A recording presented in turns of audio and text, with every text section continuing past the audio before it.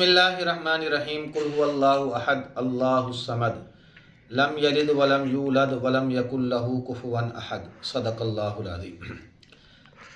آج ہمارے درس کا عنوان ہے سورۃ الاخلاص کی تفسیر کو بیان کرنا۔ اس سورۃ مبارکہ کا ایک رکوع ہے اور اس سورۃ مبارکہ کی قل هو اللہ احد اللہ الصمد لم یلد ولم یولد ولم یکن لہ کفوا احد 4 آیات کریمہ ہیں۔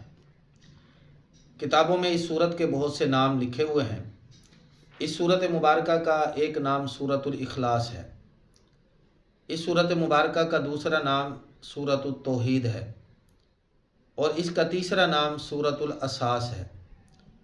اس سورت مبارکہ کا ایک نام سورہ قل هو اللہ احد ہے۔ اس سورت مبارکہ کا ایک نام سورۃ التجرید بھی ہے۔ اس سورت مبارکہ کا ایک نام سورۃ النجات بھی ہے۔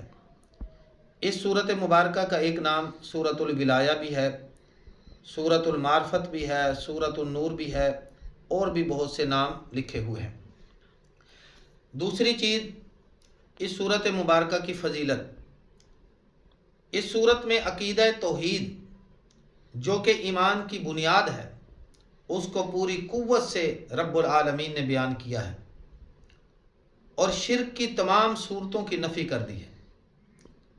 ایک شخص نے نبی اکرم صلی اللہ علیہ وسلم سے عرض کیا، اے اللہ کے نبی، مجھے سورۃ الاخلاص سے بہت محبت ہے۔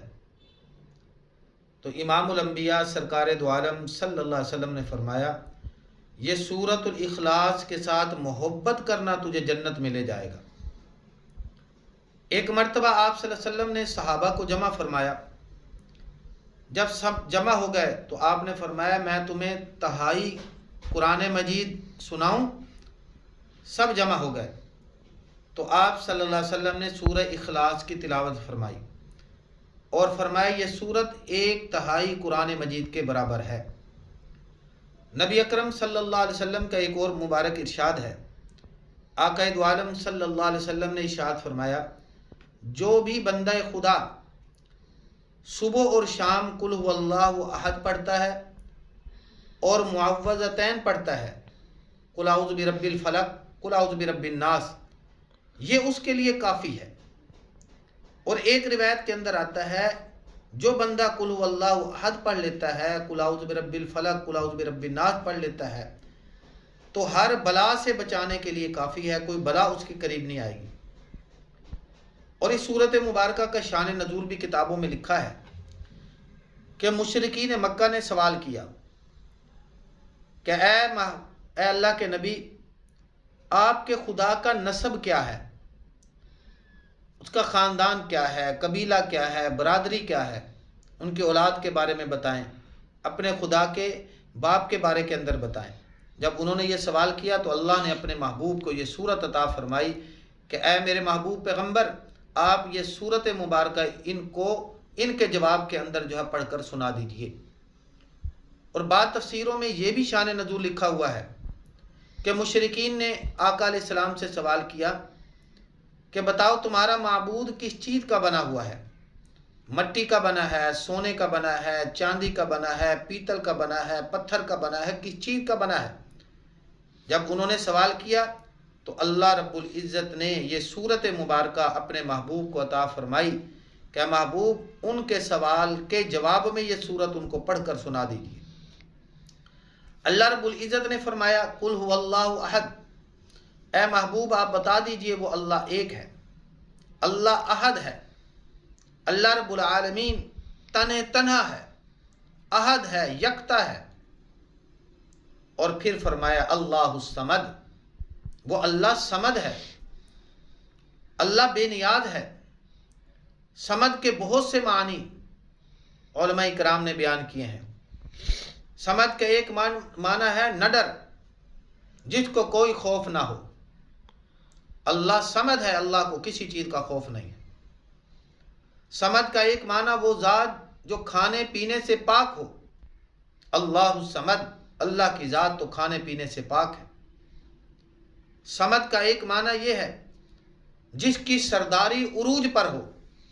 اللہ صمد، اللہ کی سرداری بہت بڑی ہے۔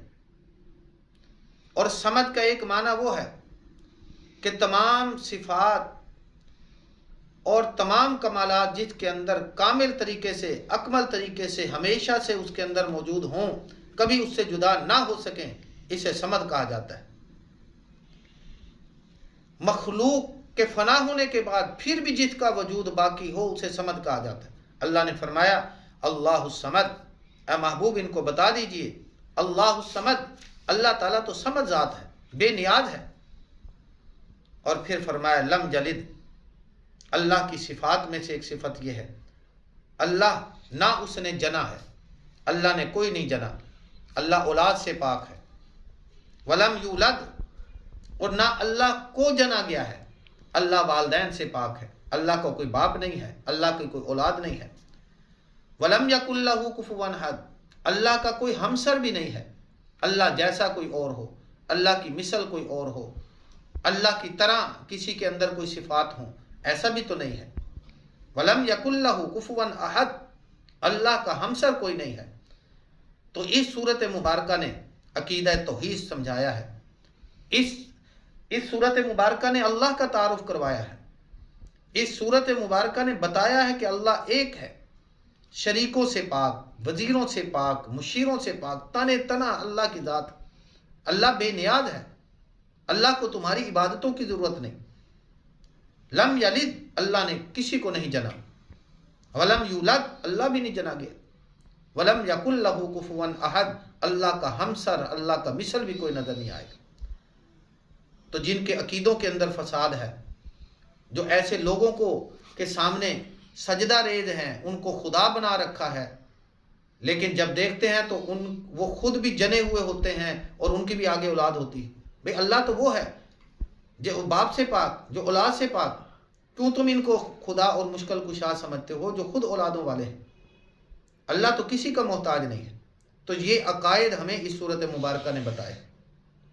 دعا ہے کہ اللہ رب العالمین ہم سب کو قرآن مجید سمجھنے کی، سمجھانے کی، اس پر عمل کرنے کی اور قرآن مجید کا پیغام پورے عالم میں پھیلانے کی اللہ رب العالمین ہم سب کو توفیق عطا فرمائے۔ وما علینا الا البلاغ المبین۔